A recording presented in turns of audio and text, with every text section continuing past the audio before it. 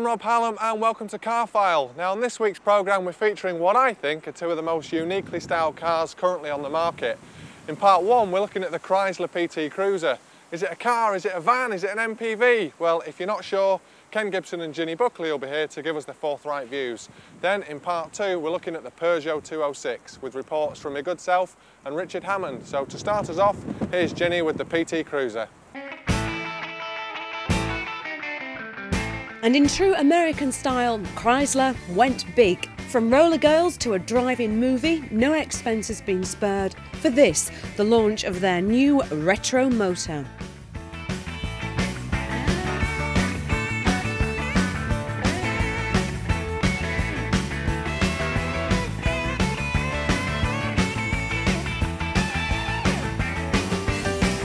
And this is one of those cars. It's Chrysler's PT Cruiser.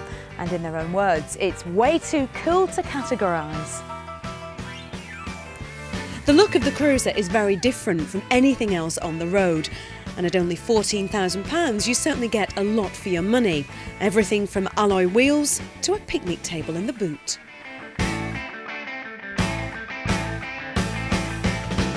The thing about the Cruiser is its versatility. It might appear to be small and compact, but you can easily fit in 5 adults with plenty of headroom.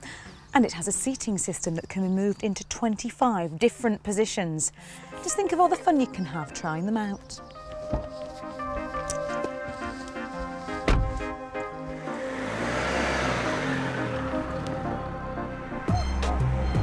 Now, whatever us Brits make of this American beauty, the first impressions on the road are pretty good. A bit strange, but overall good. So what about the performance then? Well, you really would expect this car to have something meaty like a V6 tucked under the bonnet. And unfortunately, I've got to report that what you get is a 2-litre 16 valve. So you can forget any ideas that you've got about pretending that you're in a dragster burning people off at the traffic lights. It's never going to happen. In fact, when you first get in it, it does feel a little bit slow at first, but once you're up and running, the engine feels quite punchy, and you can have a jolly good time nipping about some nice country roads like this.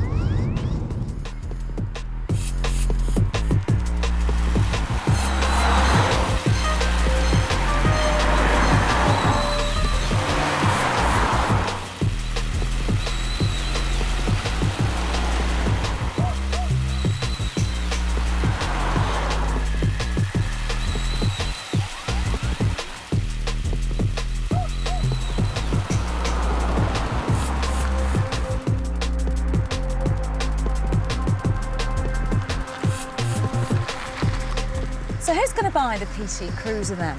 Well, in a very clever marketing twist, this car is sensible enough to appeal to anyone's practical side. It looks just enough like a hot rod to get the younger generation drooling, and it has those retro touches that will get the oldies reminiscing. So it seems that anyone from 17 to 70 could well be a future driver, as long as they can get their hands on one, of course. Welcome to the Nevada desert, one of the hottest places anywhere. And this is the Chrysler PT Cruiser, the hottest car in the world. And over there is Las Vegas. Driving into Las Vegas is absolutely weird. It just appears out of nowhere in the middle of a desert.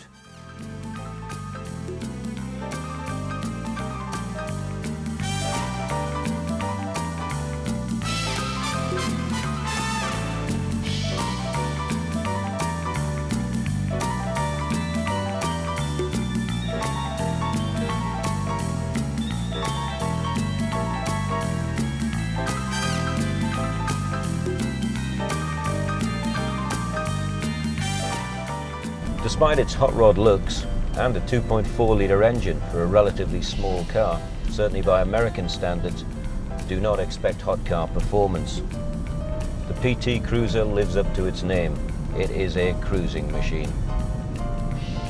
It's whisper quiet. Coming into Vegas we were doing just under 70 and this car was so silent. The only noise you can hear is the aircon. And believe me, in Las Vegas, you need aircon, and plenty of it. It's got a very, very composed ride on the road. It's mega comfortable. It seems to handle well. Out here in the desert and driving, I have to concede there aren't too many really tight bends where you can push it on. But it seems to be very composed, and I think it'll settle very well on English roads.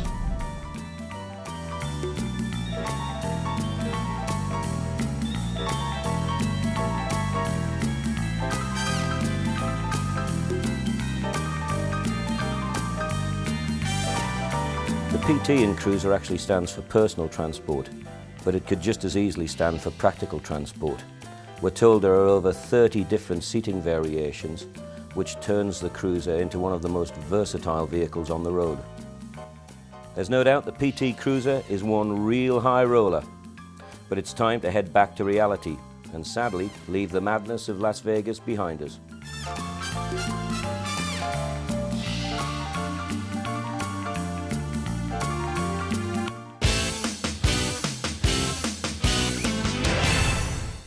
The Peugeot 206 GTi, the latest of the breed from the past masters of the hot hatch genre. And if heritage is anything to go by, then this should be just about the best you can buy. But what if you want an alternative to a mainstream GTi? Something a little bit different, something that'll stand out from the crowd? Well, be warned, it's a Proton. I know, pork pie hats on the parcel shelf and an old Mitsubishi engine clattering away up front.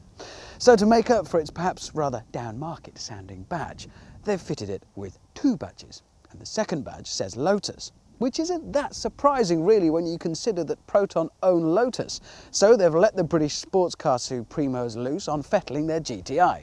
But have they done enough to challenge what Peugeot at least will tell you is still the original, the grandmaster, the benchmark of hot hatchery?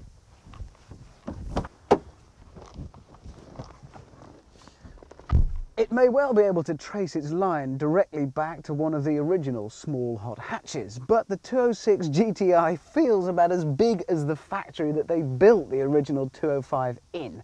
But that said, once you are in here, it's a very nicely understated cabin. It does feel very well designed. There's lots of nice touches. I do like the sporty little instrument binnacle and the little chrome gear lever. So why, oh why do we have a reappearance of this awful textured plastic? It looks cheap and feels nasty and tacky. I do like the suede effect and leather though. Very sporty.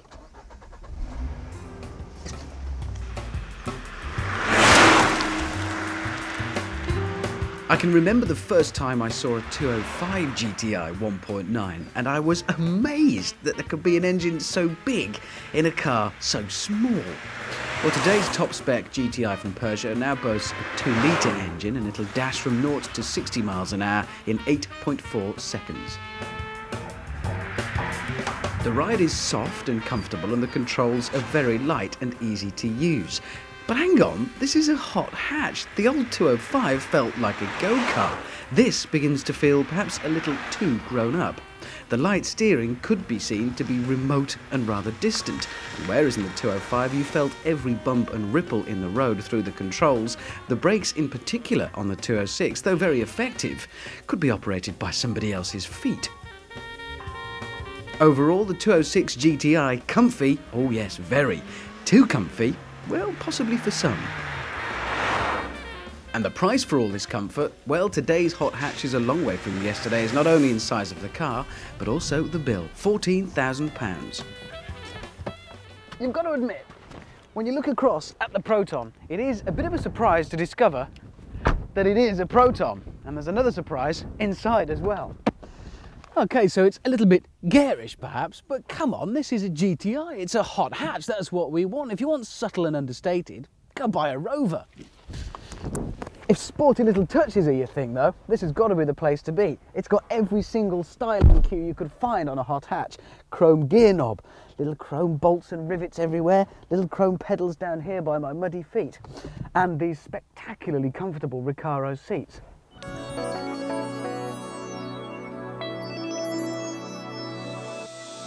Now this is more like it. Less powerful the Proton may be, with only 1800cc to the 206's 2-litre, and though on paper it is faster, it'll dash from 0 to 60 in 7.8 seconds, I'm not convinced. But if it's the experience we're after, then this really will bring out the hooligan in you.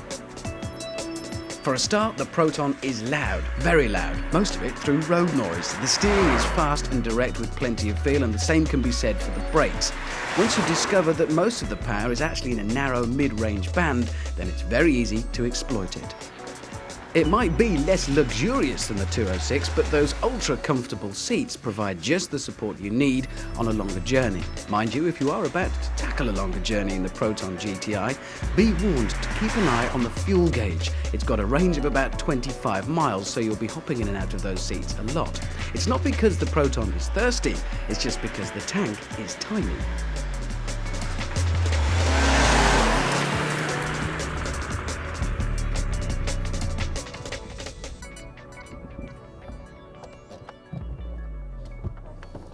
If you're waiting for me now to tell you that the Proton costs £4.5 grand less than the Peugeot, don't, because it doesn't. It actually costs £500 more. And it's a mark of how far Proton have come as a manufacturer, that their hot hatch can be compared to Peugeot's without it being laughable. Even more so that it can cost more than the Peugeot and still be taken seriously. Cynics might tell you that it's also a mark of what's happened to Peugeot, that their hot hatch can be compared to any Proton at all. In fact, the 206 is as large, as comfortable and sophisticated as you could possibly want from a car in its class. The baby Proton is loud, brash and raucous in every inch a hot hatch in the traditional sense.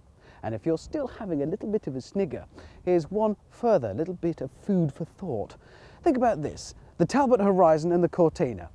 Pretty humdrum cars, neither of them worth peanuts second hand until Lotus became involved. Then, hey-ho, instant classic.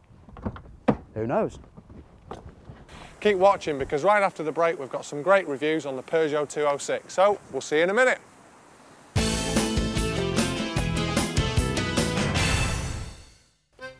The Peugeot 205 was one of the great motoring icons of the 1980s and early 90s. We British took to the Super Mini like a Frenchman to his bottle of wine.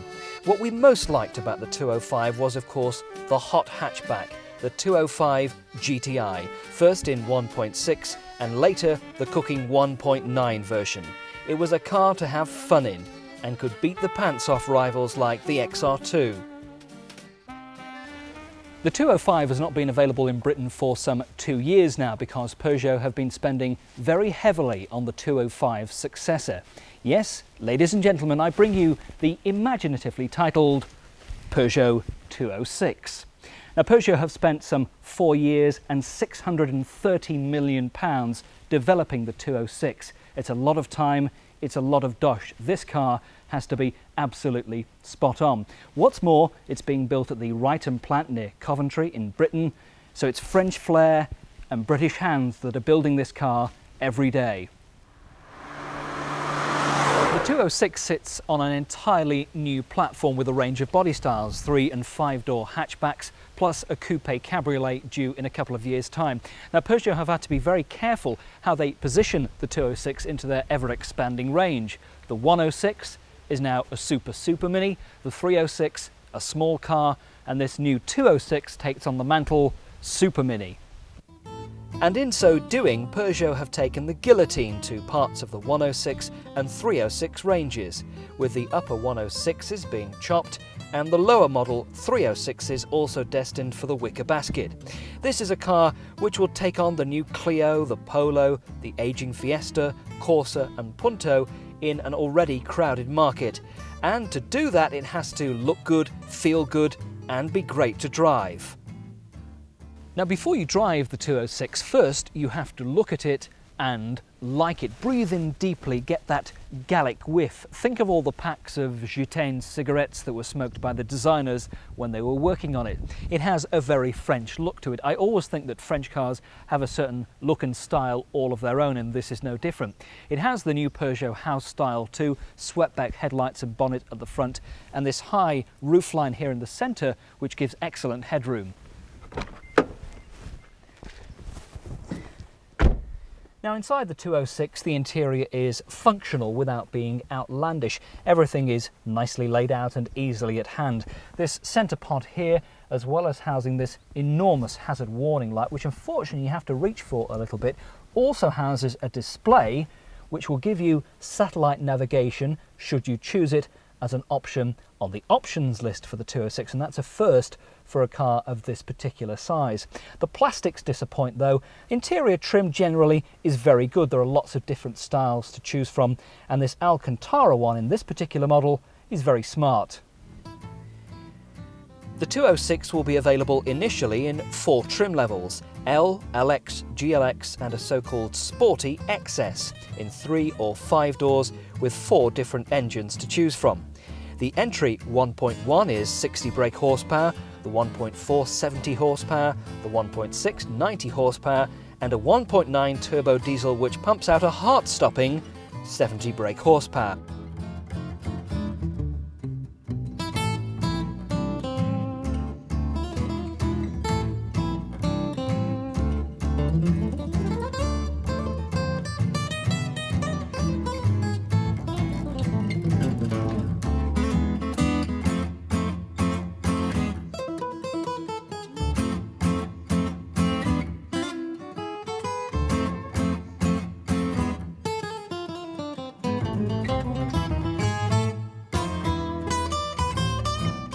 So if you like the look of the 206, you particularly want to know how it drives, and that basically is very good. This is the 1.6 that we've been driving for the past couple of days, and this has a slightly firmer, sportier suspension than, say, the base 1.1 model, which gives it a nice feel.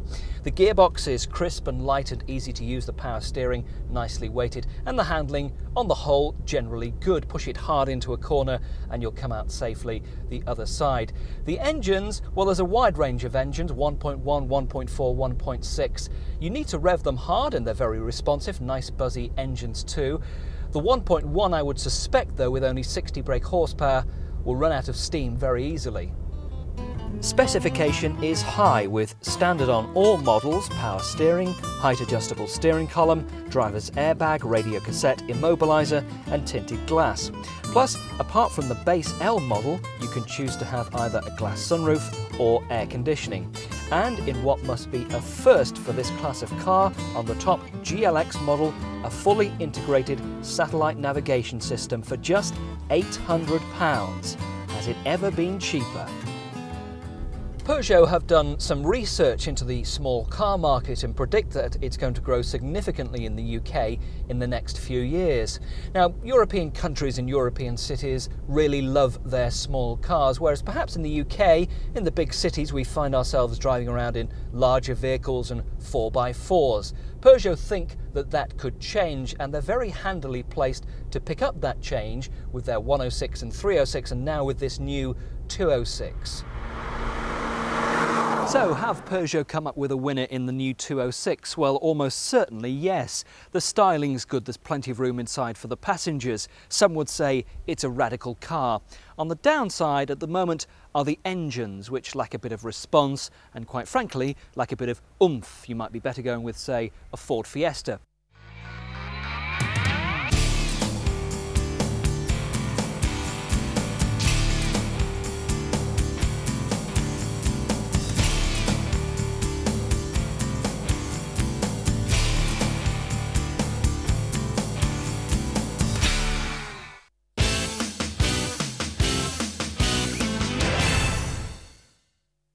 Now I reckon it's fair to say that when most car programmes get hold of something like this lovely 206 GTi, the first thing they think of is where can we film it? We need rolling hills, dramatic backdrops and winding country roads. But let's be honest, something like this is going to spend most of its time darting in and out of, if not stuck in, city traffic. That's why we're going to be filming it right here in the centre of Manchester. That should be fun. Now, even before the 206 left the showroom, the people at Peugeot had a lot to live up to with this car, as it would be sitting in the same market that the all-conquering 205 GTi crowned, a car renowned for its great engine and superb handling, not to mention the much-loved styling. OK, now just before we go for a drive, well, it's a little-known fact that before my presenting days and before the estate agent days, I'm not proud to say, but I was a boy racer through and through. So just to try and recapture those slightly embarrassing days of my youth, quick change is required. Sorted, let's have a go.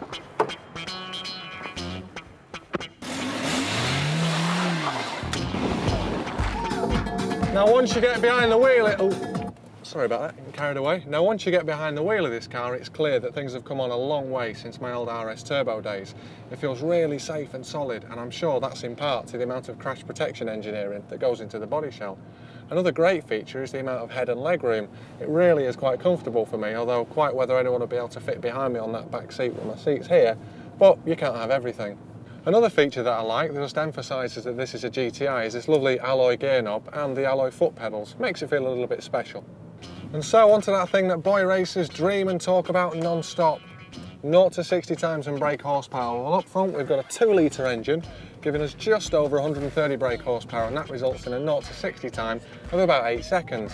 Now that's not neck snapping by today's standards, but it certainly isn't slow, and the engine does pull extremely well, especially 30 to 40, 50 to 70 on the motorway. There's bags of torque there.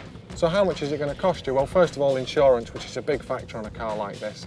It's in Group 14, which is if you've just passed your test, it might be a bit out of your league.